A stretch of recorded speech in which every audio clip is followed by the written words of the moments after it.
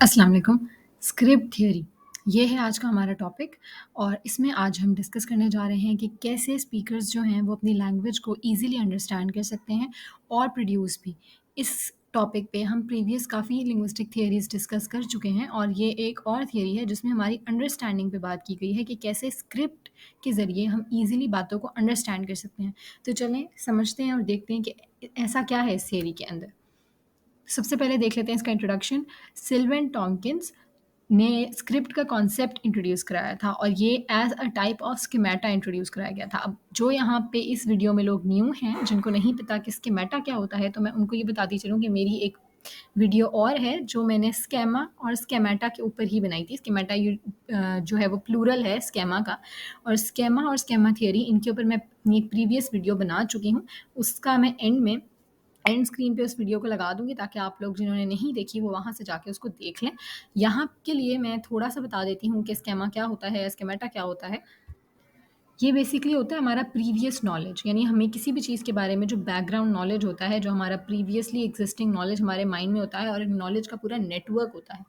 Knowledge सिर्फ एक कोई चीज़ नहीं होती, एक पीस नहीं होता किसी चीज़ का, बल्कि एक नेटवर्क होता है डिफरेंट चीज़ों का मिला हुआ। उसको हम स्केमा कहते हैं, जो कि हमारे ब्रेन में पहले से होता है किसी भी चीज़ के लिए। वो हमने कहीं से भी हासिल किया हो सकता है, हमारे किसी एक्सपीरियंस की वजह से हमने कहीं पढ़ा हो सकता है, किसी भी चीज़ के बारे में जो हमारा बैकग्राउंड नॉलेज है, जो हमारा एग्जिस्टिंग नॉलेज है, वो सारा हमारा क्या होता है, स्केमा होता है। और प्लूरल में हम उसको कह सकते हैं स्केमेटा। तो जो स्क्रिप्ट का कॉन्सेप्ट इंट्रोड्यूस कराया गया था वो भी as a type of schema कराया गया था। और स्क्रिप्ट जो है वो भी एक तरह का स्केमा है, लेकिन वो किस टाइप का है, सीक्वेंस ऑफ एक्सपेक्टेड बिहेवियर्स। तो इसका क्या मतलब है? इसका मतलब ये है कि स्केमा, आप लोग अगर फ़ेमिलियर हैं स्केमा से, तो स्केमा का क्या मतलब है? स्केमा होता है हमारा एक पूरा नॉलेज नेटवर्क। यानी कि नॉलेज का जो एक पूरा नेटवर्क है हमारे पास वो होता है। लेकिन यहाँ स्क्रिप्ट क्या चीज़ है? स्क्रिप्ट है सीक्वेंस ऑफ एक्सपेक्टेड बिहेवियर्स।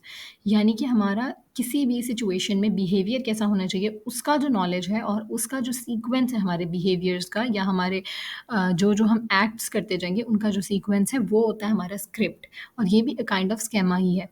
तो ये थियरी जो है ये प्रेजेंट की गई थी रॉजर सैंग की तरफ से, जो कि एक रिसर्चर है फील्ड्स ऑफ आर्टिफिशियल इंटेलिजेंस और इंटरैक्टिव ट्रेनिंग, जो कि मल्टीमीडिया बेस्ड होती है वहाँ पर। और ये एक तरह की साइकोलॉजिकल थियरी है और इसके अंदर ये बताया जाता है कि ह्यूमन बीइंग्स के जितने भी एक्शंस होते हैं, जो भी उनका बिहेवियर होता है, वो स्क्रिप्ट्स की फॉर्म में होता है।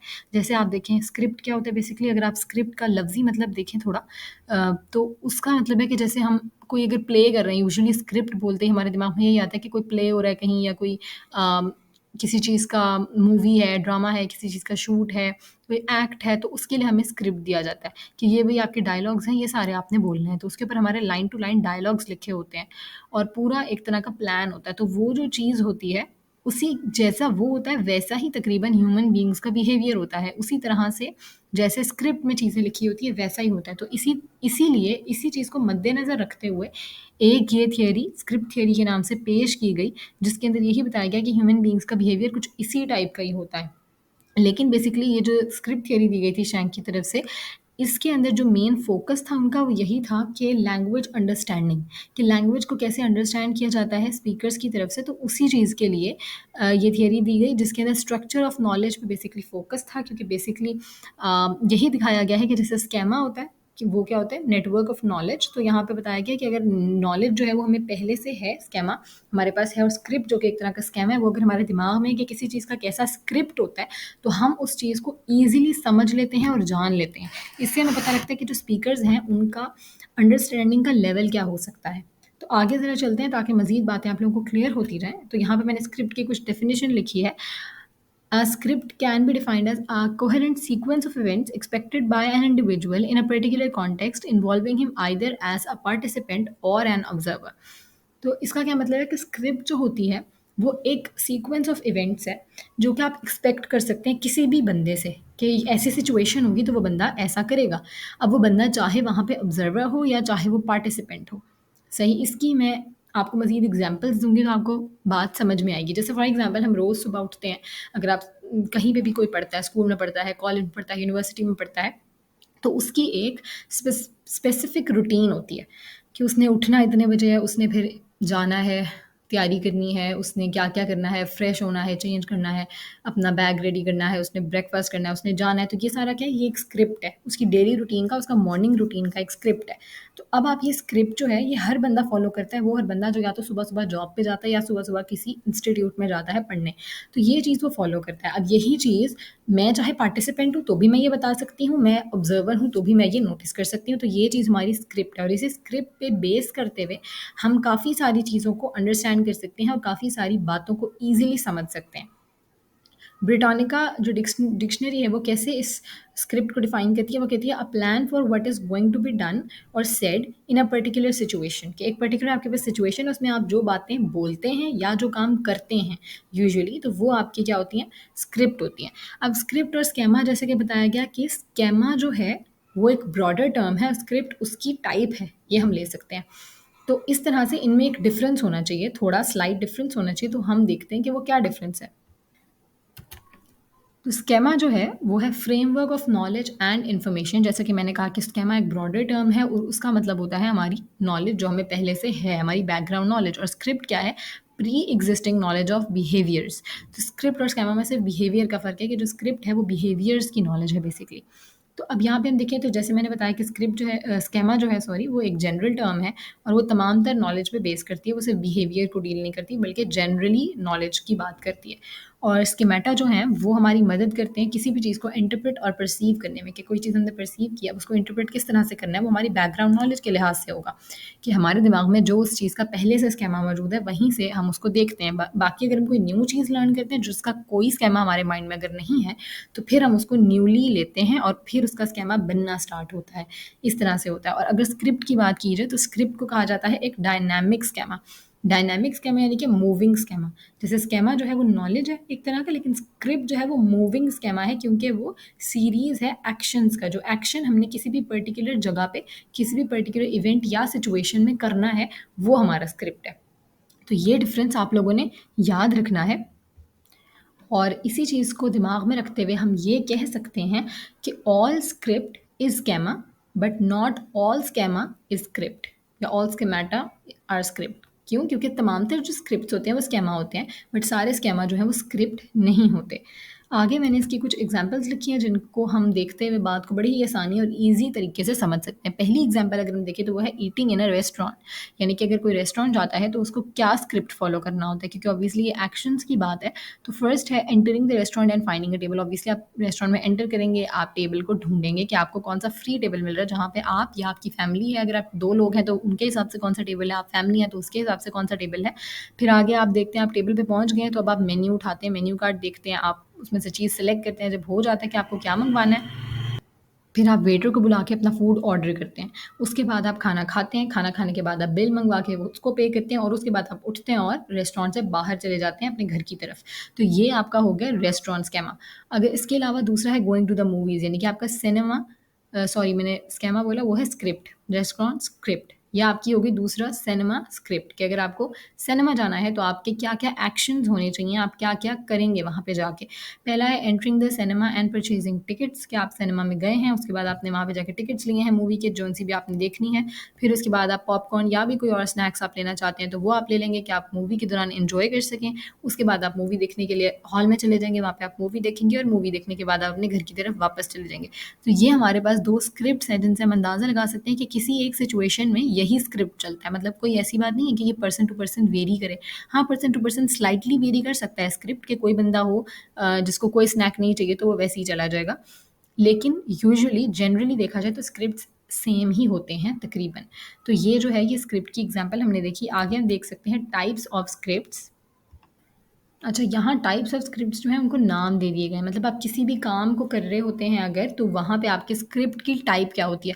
जैसे पहला है for managing situations and events, यानी कि अगर आपको किसी इवेंट को मैनेज करना है या किसी सिचुएशन को मैनेज करना है, कोई चीज़ ऑर्गेनाइज करनी है आपने, तो आप जो स्क्रिप्ट फॉलो कर रहे होंगे उस स्क्रिप्ट को हम कहेंगे एपिसोडिक स्क्रिप्ट। सही। फिर उसके बाद है डिस्प्लेइंग प्रोसीजरल नॉलेज, यानी कि अगर आपने कोई प्रोसीजर फ़ॉलो करना है, कोई प्रोसीजर आप फ़ॉलो कर रहे हैं और वो या तो आप खुद यूज़ कर रहे हैं या किसी को दिखा रहे हैं, किसी को सिखा रहे हैं, तो उसको हम इंस्ट्रूमेंटल स्क्रिप्ट कहेंगे। अगर मैं इसकी एक एग्ज़ाम्पल दे दूँ कॉमन सी, तो वो हो सकता है कुकिंग हो सकती है कि आप या तो कुकिंग खुद कर रहे हैं मतलब पूरा एक प्रोसीजर है ना जिसका नॉलेज है, तो आप उसको फ़ॉलो करके कर रहे हैं, या आप किसी को डिस्प्ले कर रहे हैं, दिखा रहे हैं या सिखा रहे हैं, तो उसको हम इंस्ट्रूमेंटल स्क्रिप्ट कहेंगे। फिर है पर्सनल स्क्रिप्ट। पर्सनल स्क्रिप्ट कौन सा होता है? जिसमें हम अपने खुद के गोल्स या प्लान्स को रिप्रेजेंट कर रहे हो, चाहे अपने खुद के लिए कर रहे हो या किसी और को दिखाने के लिए, तो हमारा पर्सनल स्क्रिप्ट है। फिर लास्ट है डेफिनेशनल स्क्रिप्ट। वो कौन सा है? जिसमें हम किसी भी ऑब्जेक्ट को रिकग्नाइज कर रहे हैं। ऑब्जेक्ट यानी कोई भी चीज़ हो सकती है जिसको रिकग्निशन के लिए हम कोई स्क्रिप्ट बना रहे हैं कि किसी भी काम, किसी भी चीज़ की रिकग्निशन के लिए हमें ये काम करने हैं या ये हमारे एक्ट्स होंगे, तो वो जो है हमारा होगा ये वाला स्क्रिप्ट डेफिनेशनल। तो मतलब ये सिर्फ टाइप्स हैं, इनको आप जनरली देख सकते हैं, इनमें इतना डीप इनटू होने की ज़रूरत हमें फ़िलहाल नहीं है।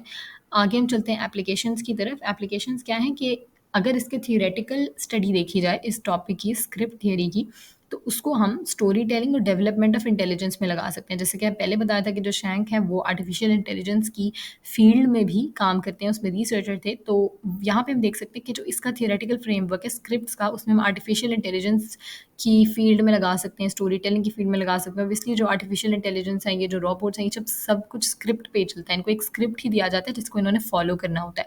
तो यहाँ पे एक एप्लीकेशन इसका इधर हो रहा है।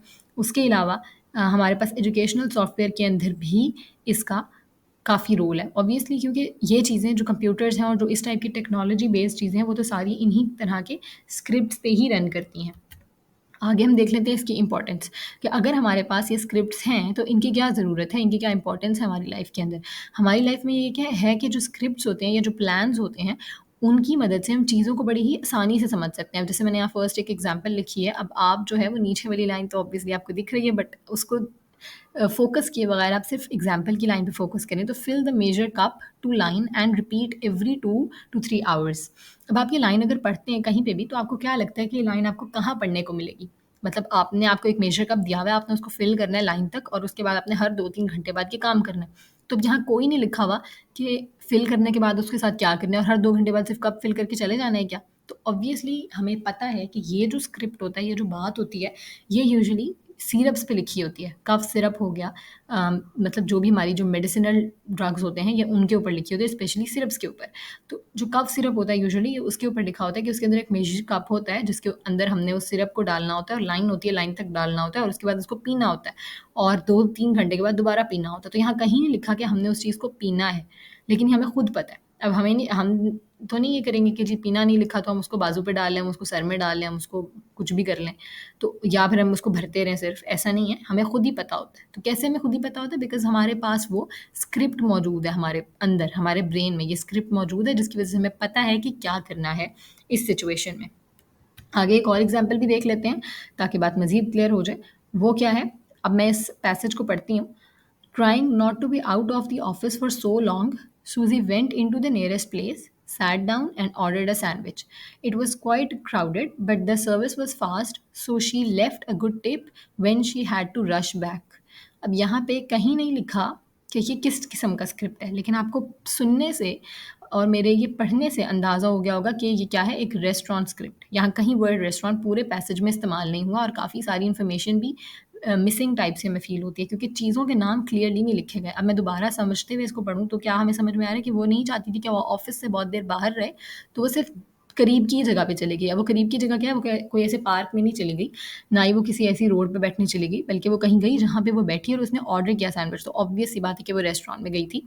अब जगह जो है वो बहुत क्राउडेड नहीं थी और उनकी सर्विस भी अच्छी थी, तो उसने क्या किया, गुड टिप रख दी जब वो वापस जा रही थी। टिप किसके लिए रखी? वेटर के लिए रखी, ये भी हमें पता है, क्योंकि वेटर ने सर्विस अच्छी प्रोवाइड की थी और उसने ऑफिस से ज़्यादा देर बाहर नहीं रहना था, तो वो पास की रेस्टोरेंट में चली गई। तो एक रेस्टोरेंट स्क्रिप्ट है, हमें पता है कि वो रेस्टोरेंट में गई होगी, उसने क्या किया होगा? सबसे पहले उसने रेस्टोरेंट का दरवाज़ा खोला होगा, उसने अपने लिए मिसिंग बल्कि एक एम्प्टी टेबल ढूंढा होगा, वो तो जाके बैठी होगी, फिर उसने वेटर को बुलाया होगा, उसने मेन्यू कार्ड में से सैंडविच देखा होगा, कौन सा उसने खाना है वो उसने ऑर्डर किया होगा। फिर जब वेटर ने उसको सर्व किया, उसने देखा कि बड़ी जल्दी सर्व किया, उसने खा के वहाँ पे टिप रखी, वो वापस गई, दरवाज़ा खोला, फिर निकली। मतलब एक-एक छोटी-छोटी डिटेल्स होती हैं जो हर जगह नहीं बताई जाती।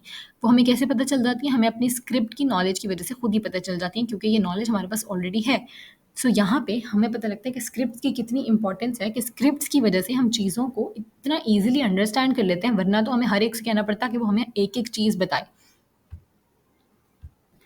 लेकिन ऐसा होता नहीं है, लोग हमें यूजुअली एक-एक बात नहीं बताते होते, हमें हर-हर बात खुद समझ में आ जाती है based on our schema and on our scripts.